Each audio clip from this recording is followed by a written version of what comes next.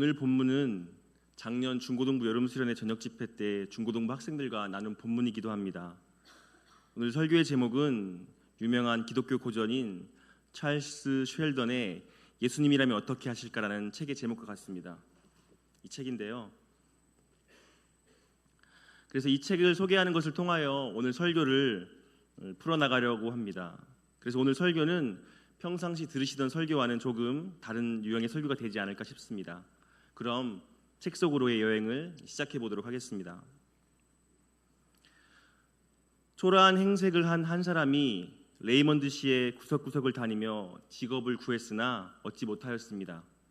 그러다가 주일이 되어 헨리 맥스웰 목사님이 심호하시는 레이먼드 제1교회의 주일 예배에 참석하였습니다. 이날 주일 예배 설교는 오늘 본문 말씀인 베드로전서 2장 21절 이를 위하여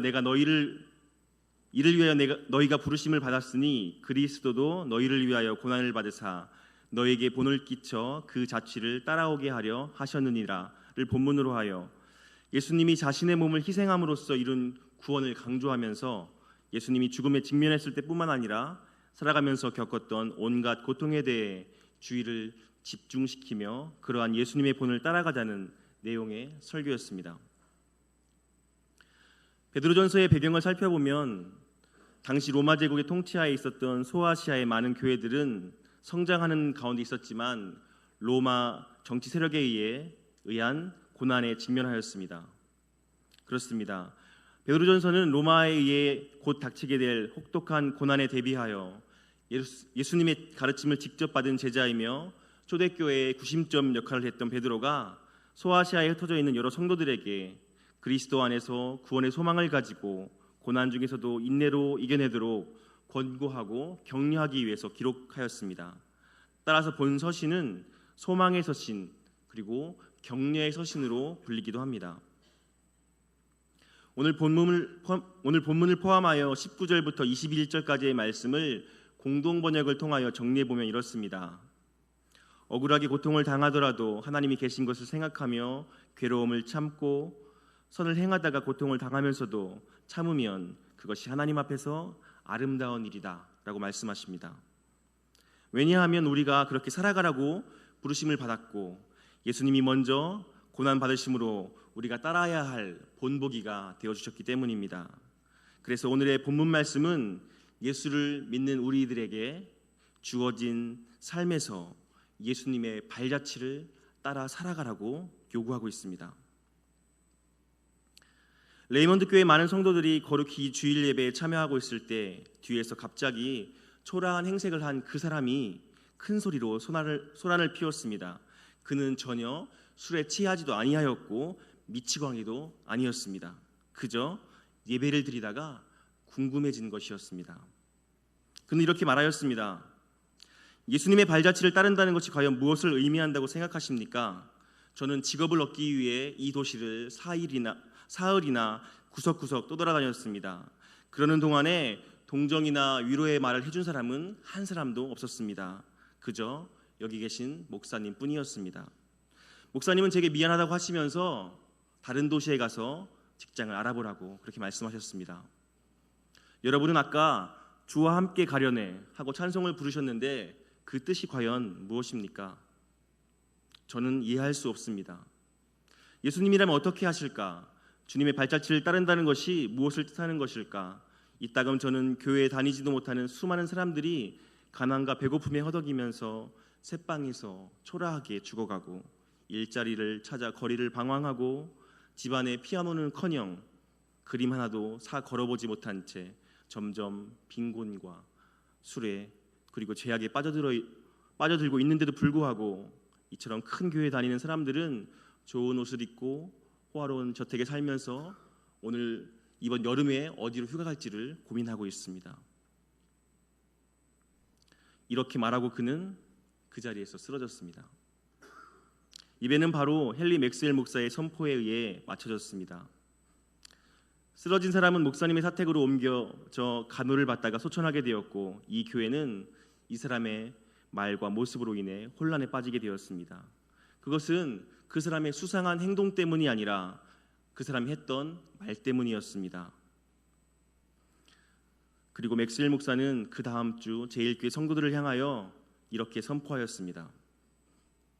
저는 우리 제1교회 교인들 중에서 앞으로 1년 동안 무슨 일을 하든지 먼저 예수님이라면 어떻게 하실까를 자기에게 물어본 다음 그 해답에 따라서 예수님께서 하시리라고 짐작되는 그대로 행하겠다고 진지하고도 정직하게 서약하는 지원자들이 있기를 바랍니다.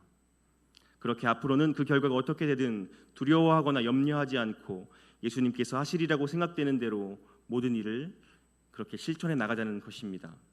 이 계획에 동의하시는 분은 예배가 마쳐진 이후에 강의실에서 모여서 그 서약을 하도록 하겠습니다.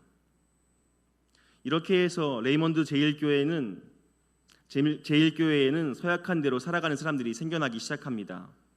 첫 번째 주에는 50여 명의 사람들이 모였습니다.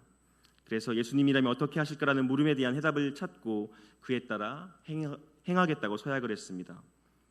그래서 모인 사람들은 일상생활에서 무엇을 하든지 예수님이라면 어떻게 하실까라는 질문을 스스로 한 이후에 그 결과가 어떨지 망설이지 않고 행할 것을 서약하였습니다.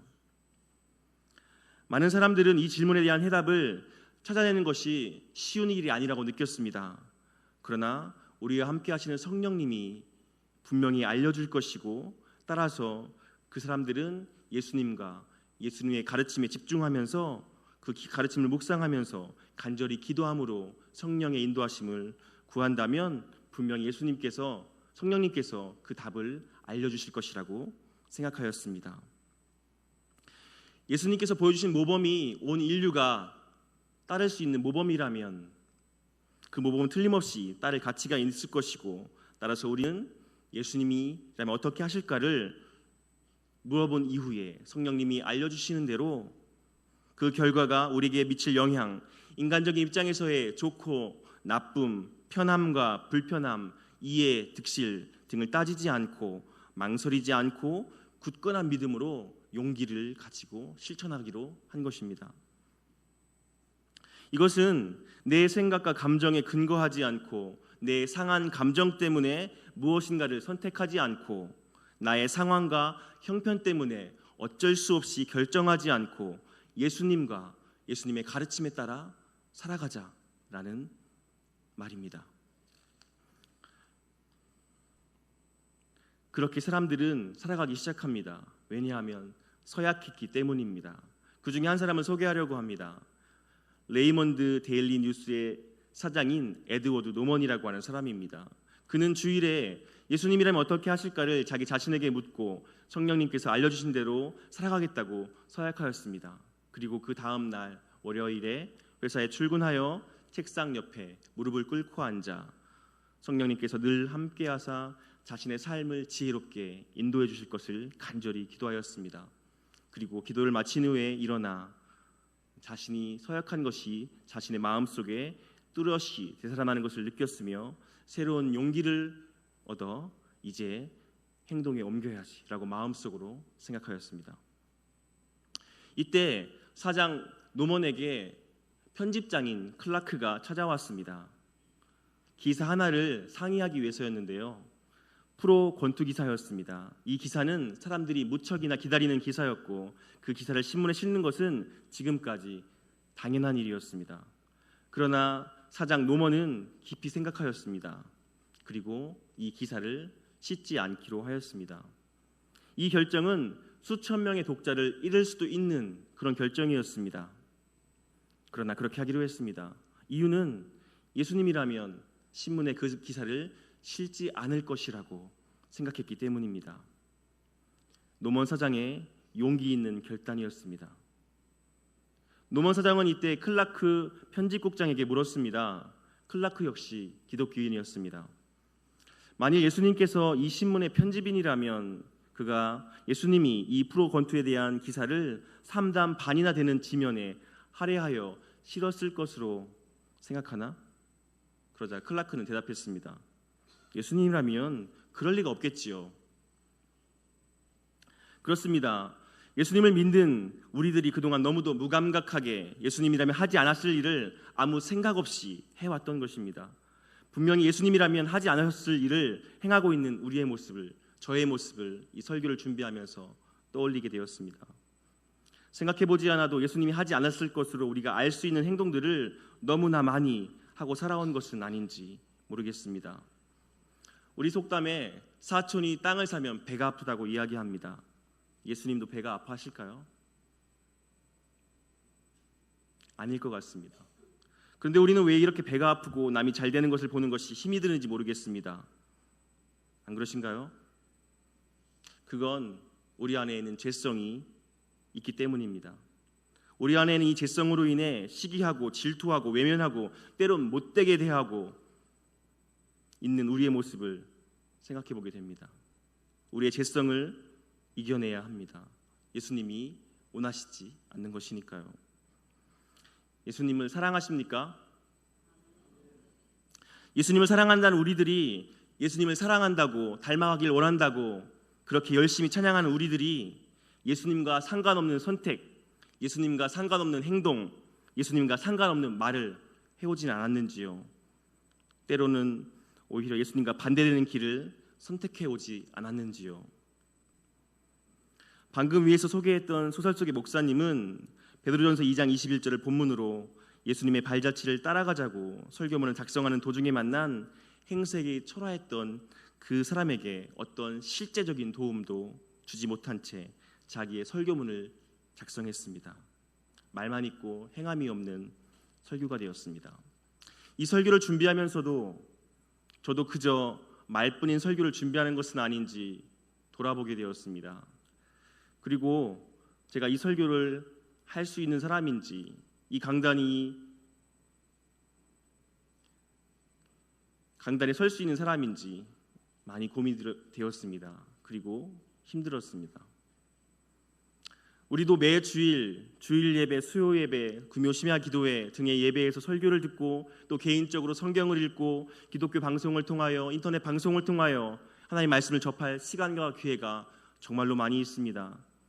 우리도 하나님의 뜻을, 하나님의 말씀을 알지만 아는 것과 행하는 것이 다르다고 하는 것을 이 소설은 지적하고 있는 것입니다. 하나님이 원하시는 것은 우리가 하나님의 말씀을 그저 많이 듣고 머리만 커진 크리스찬이 되어 내 생각을 하나님의 뜻인 양 포장하는 기술을 발전시키는 것은 아닐 것입니다. 우리 삶에서 작은 것일지라도 하나님의 말씀대로, 들은 대로, 읽은 대로 살아가자는 것일 것입니다. 말씀을 듣기만 하는 것은 말씀을 잘못 들은 것입니다. 반쪽짜리입니다. 들은 대로 살아갈 때, 들어서 아는 것처럼 살아갈 때 하나님이 기뻐하십니다. 어쩌면 말씀을 들은 대로 살아가는 것은 힘들고 불편하고 고통스러운 시간이 될지도 모르겠습니다. 그래서 그리스도인의 삶은 주님이 주신 평안 가운데 치열하게 살아가는 것이 아닐까라는 생각을 해보았습니다. 듣고 흘려보내면 아마 그 삶은 쉬운 삶일지 모르겠습니다. 어쩌면 그 삶을 평안하다고 착각할지도 모르겠습니다. 하지만 그것은 착각입니다. 우리는 선택의 순간이 오면 우리가 지금까지 살아왔던 가치관대로 세계관을 가지고 선택을 하고 행동을 합니다. 그래서 선택은 그 사람이다 라고 이야기할 수 있습니다. 그 선택에는 그 사람의 가치관과 세계관이 반영되어 있기 때문입니다. 성도님들이 하신 말이 아니라 성도님들이 하신 선택과 행동이 성도님들입니다. 그래서 어떤 사람을 알려면 사람의 선택과 행함을 살펴보면 됩니다.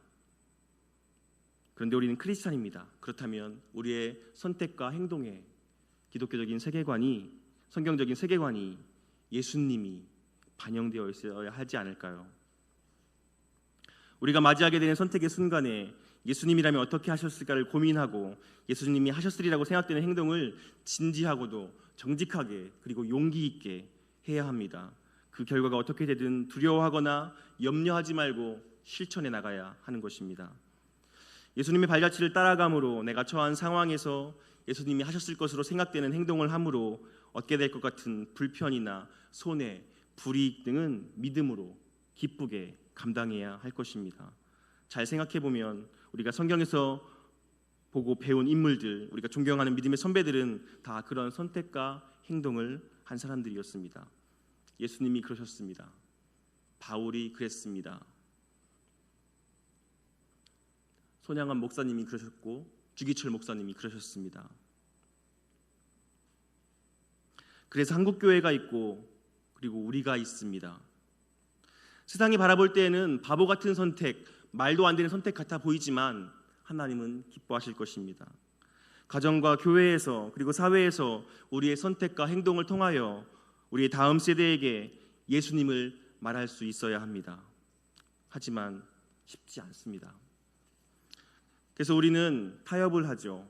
말씀은 말씀이고 삶은 삶이다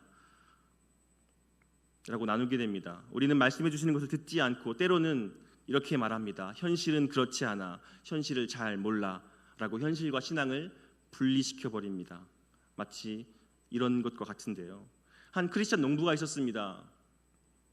봄에 모내기를 하고 나서 이 크리스찬 농부는 자기 논에 물이 부족한 것을 보았습니다. 그리고 이렇게 하나님께 말했습니다. 하나님, 잠깐만 여기 계세요. 저 옆에 있는 논에 물이 많네요. 우리 논으로 물을 좀 빼야겠어요. 여러분 어떠신가요? 이 사람은 크리스찬인가요? 크리스찬이 아니라 아마도 크라스찬이나 크리소찬이나 이쯤 되지 않을까요? 우리의 삶은 지행합일이 이렇게 잘 되지 않은 삶일지 모르겠습니다. 앞에서도 말씀드렸지만 우리는 매주일 예배를 통하여 그리고 성경을 통하여 하나님이 우리를 위하여 행하신 것을 아주 잘 알고 있습니다. 하나님의 말씀대로 살아야 하는 것도 잘 알고 있습니다.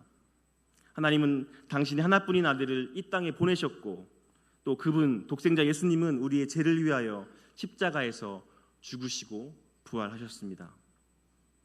그리고 우리는 그 예수님을 믿음으로 하나님의 자녀가 되었습니다.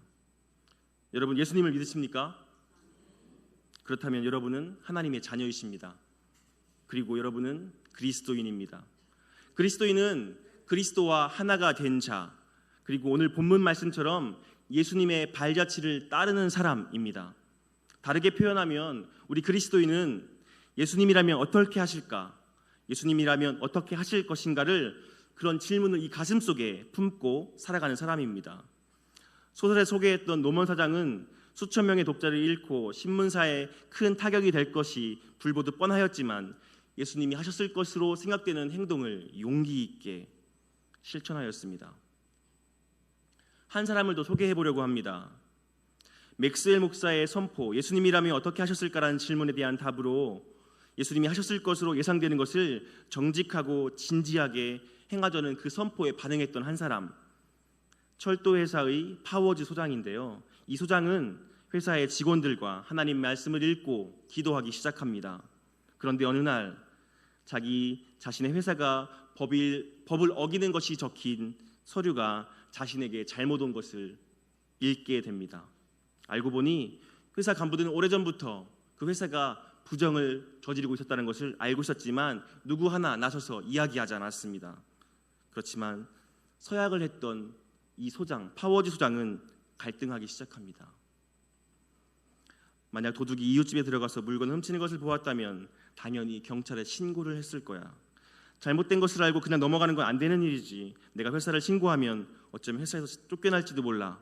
그러면 내 가족은 어떻게 살지? 또 회사가 싸워서 이긴다는 확신도 없는데. 그러나 우리 회사가 도둑처럼 똑같은 범죄를 저질렀다면 경찰에 신고를 해야 하지 않을까? 그럼 내 가족은 어떻게 되는 거지? 내 아내와 딸은 나 때문에 남들이 부러워하는 생활을 하고 있는데 만약 내가 회사를 신고하고 또 증인으로 법정에 서서 회사와 싸우다가 오해받아서 어려움에 처한다면 나와 우리 가정은 끝장나고 말 거야. 그렇다면 이 서류들을 수송부로 돌려보내고 모르는 척할까? 이렇게 하는 것이 맞을까? 예수님이라면 이런 죄를 보시고 어떻게 하셨을까? 파워즈 소장은 기도하게 되었습니다. 아니, 기도할 수밖에 없었습니다. 우리의 삶에도 우리의 선택을 요구하는 수없이 많은 일들이, 많은 상황들이 우리 앞에 놓여져 있습니다. 그 삶의 현장 속에서 우리는 예수님이라면 어떻게 하셨을까를 고민하고 예수님이라면 어떻게 하실 거예요? 라고 예수님께 묻고 또 자기에게 묻고 예수님이 하셨을 것이라고 예상되는 행동을 용기 있고 정직하게 그리고 진지하게 취해 나가야 합니다. 이것이 예수님을 믿는 우리가 해야 하는 행동이 아닐까요? 그래서 이 시간 성도님들께 도전하려고 합니다. 우리 청년들에게 도전하려고 합니다. 저를 포함한 우리 모두에게 도전하려고 합니다. 우리가 살아가는 삶의 현장에서 우리가 앞으로 마주하게 하게 되는 모든 상황 가운데 아주 삶의 작은 영역일지라도 내 생각과 내 뜻과 내 이익과 내 욕심과 내 만족에 따라 살아가는 것이 아니라 예수님이라면 어떻게 하실까를 자기 자신에게 물어본 이후에 그 해답에 따라서 예수님께서 하시리라고 짐작되는 행동 그대로 행하겠다고 진지하게 정직하게 서약하시기를 도전합니다. 그 행한 결과가 어떻게 되든 두려워하거나 염려하지 말고 예수님께서 하시리라고 생각되는 대로 모든 일을 실천해 나가자고 도전합니다. 그렇게 남은 2019년도를 한번 살아보기를 도전합니다. 그리고 2019년도가 끝날 때쯤 하나님께서 우리의 삶에 역사하신 일들을 간증할 수 있기를 바랍니다. 하나님이 나의 삶 속에 이렇게 일하셨어. 하나님이 나와 함께 하셨고 나를 통하여 내 주변을 바꿔가기 시작하셨어. 그리고 나도 바뀌어지기 시작하였어 라고 나누기를 소원합니다. 만약 이 도전에 성령님께서 마음을 뜨겁게 하셨다면 성령님이 주신 마음을 외면하지 마시고 주변의 마음을 나누는 교제권 안에 있는 성도님들께 또 공동체에서 선포하십시오. 마음속으로만 가지고 있지 마시고 선포하십시오. 나는 올 한 해 예수님이라면 어떻게 하실까를 나 자신에게 묻고 예수님이 하셨을 것이라고 짐작되는 대로 행동하겠다라고 그냥 선포해 버리십시오. 그리고 선포한 대로 살아보십시오. 한번 남은 2019년도를 시험해 보십시오.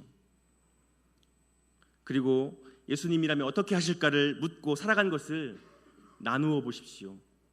용기 있게 행하셨던 것을 나누어 보십시오. 때론 용기가 없었던 것, 부족했던 것도 나누어 주십시오. 도움이 필요하다면 도움이 필요하다고 나누어 주시고 기도가 필요하다면 기도가 필요하다고 나누어 주십시오. 마음에 뜨거움이 생긴 남선교회와 여전도회가 있다면 그 공동체 안에서 그렇게 하셔도 좋을 것 같습니다. 구역에서도 좋고요, 청년부에서도 좋을 것 같습니다. 각 공동체의 모임 시간을 통하여 자신의 삶에서 일어나는 일을 나누고 기도하고 도전하고 도전받고 성장하는 것이 정말 좋을 것 같습니다. 이런 공동체가 살아있는 공동체가 아닐까요? 그렇게 오늘 본문 말씀처럼 예수님의 발자취를 따라가는 충북교회가 되기를 소망합니다. 그리고 잠시 후에 부르게 될 찬양의 가사처럼 어디든지 주를 따라 주님과 동행하는 충북교회 성도님들이 되시기를 소망합니다. 설교는 이것으로 끝났고요. 잠시 우리 중고등부 전도사로서 잠깐 부탁드리고자 합니다. 이번 주에 금요일, 토요일에는 아동부 성경학교가 있고 바로 다음 날 주일, 월요일, 화요일에는 중고등부 수련회가 있습니다. 기도해 주십시오. 그리고 가정의 아이들을 꼭 챙기셔서 보내주십시오. 우리 교사들은 준비되어 있습니다. 보내주시면 예수님이라면 어떻게 하실까를 고민하는 아이로, 그리고 충북교회의 미래로, 하나님 나라의 미래로 같이 양육해 가고 싶습니다. 이 일을 온 교회가 함께 기도하면서 해나가면 어떨까라는 마음이 들었습니다. 기도해 주십시오. 제가 기도하고 설교 마치겠습니다. 사랑하는 하나님, 감사합니다. 오늘 베드로전서 2장 말씀을 통하여 주님의 발자취를 따라가는 삶을 우리에게 요구하고 계시는 예수님의 음성을 들었습니다. 하나님, 우리의 삶의 지극히 작은 영역에서부터 예수님이라면 어떻게 하실까를 고민하고 주님이 주시는 응답에 따라서 그대로 용기 있게 실천해 나가는 귀한 충북교회 성도님들 될 수 있도록 도와주십시오. 감사합니다. 예수님의 이름으로 감사하며 기도합니다.